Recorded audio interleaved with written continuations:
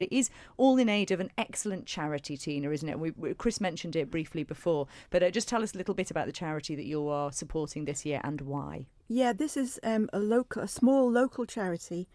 It's EPSA IOM, and it's set up in memory of a lovely young Manx mum who very tragically died from an epileptic seizure and left a small baby behind. So her family and friends have got together and put in place this charity.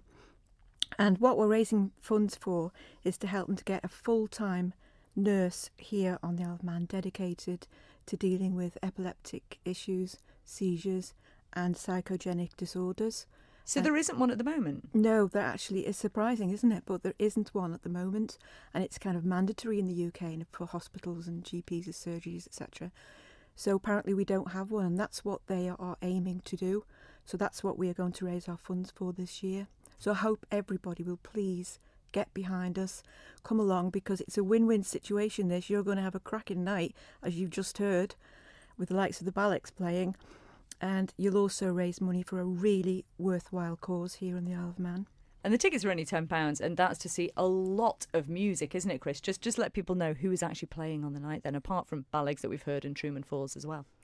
Yeah, hopefully there'll be a handful of Ballocks this time, not just a pair of them. But they're doing a grand job.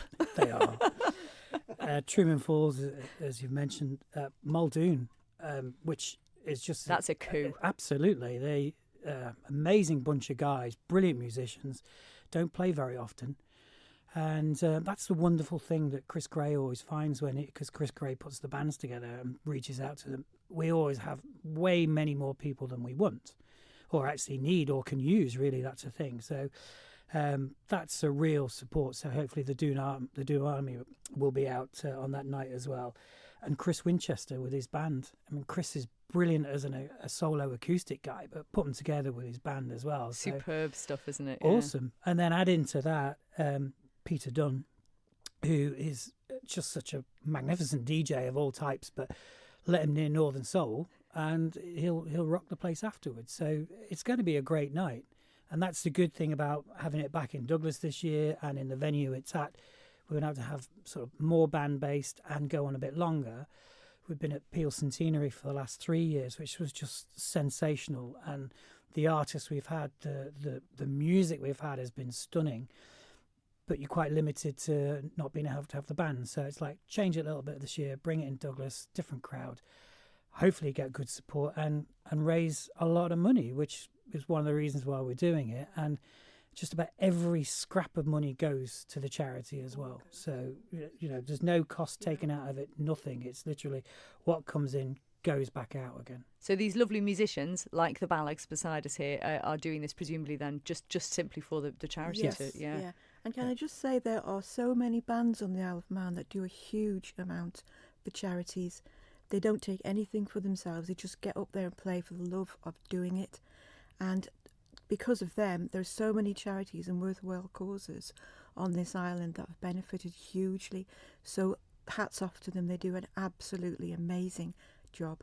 They really do. And as we said, you have a chance to win a pair of tickets this fantastic night by texting 166 and telling us the names of the bands that are playing. We might have just given that away somewhat. But if you can list the names of the groups that are playing at this Summerland Memorial Concert on Saturday the 10th of August, you could win yourself a pair of tickets. But before we hear some Northern Soul, Chris Shaw, which I'm going to play in just a moment, we talked earlier about the fact that, very known to Manx Radio from being a former presenter here. And I want to know what some of your favourite broadcasting memories are, since I've got you right in front of me with a mic lifted. There's so many that I can't repeat. Not on a Sunday afternoon anyway. Well, not at any time really. That was the thing. When I enjoyed my years here, it was an amazing time, an amazing place to be in as well. And walking back in the building today, which I haven't done for a long time, although visibly it's changed. I mean, it's just a smell and a feel to the place, and it's like, ooh, it was nice to be back in a way. But memories that I can repeat, the first time I ever did anything on air, and I think it was half an hour in Paul Moulton's show, because I used to do bits with him, And I can remember sitting there in the old studio, I can picture myself now, and my leg was shaking like anything. I was that violently nervous, couldn't get my words out. And to this day, I can remember that. Nervous again when I had to interview Buster Bloodvessel. Wow. Who was playing at the Lido. And all I knew was, everything in the press about this guy. And he was playing with the band. And it was just me and him. And it was like, come in. And I just was really, really scared about it. And the guy it was just captivating. And it was a brilliant interview. I didn't want to let go of him, really. And he was talking about his collection of brass beds and brass bed heads and things. Had them all over his house and all that kind of stuff. And I'd built up my nerves with this guy that was stunning. But probably the most memorable was in the old days, there was no such thing as aircon. The aircon temperature adjustment. There's not now, I can tell you that. It's roasting in here. How far do you open the window, which depended if the foghorn was going, if there was lots of people on Douglas Head beeping the horns because they were listening to you on the radio and things like that. So all the doors used to be wedged open at night to let the airflow go through. And as I'm sure you're aware, there are certain songs that are longer than others, and they allow you to go and take a comfort break. So you're like, I'm all right, I can go and get a drink, I can have a wee, and I'll be back in time. And this was before CDs, really, we were using them, so you had to listen out. There wasn't really many monitors around the station either, so all the doors were wedged open while I nipped off to do my business. Went to the toilet, draft of wind, slammed the toilet door shut, and I couldn't open it. No. And it was like, worst listening to the track, and as much as I tried to open this door, it just was completely seized up. And it's not like you had a mobile phone in your pocket to call someone. No, absolutely not. Not that I'm suggesting it was a really long time ago. No, that was it. And it took. I literally had to yank the handle off the door to get the door open, which was all sorts of questions the next day. But did you make it back then? Literally, I think it was about 2 seconds of dead air, which, as you know, is the end of the world. It is horrible. Oh, that and falling asleep during the news when I did a breakfast show, that was quite memorable.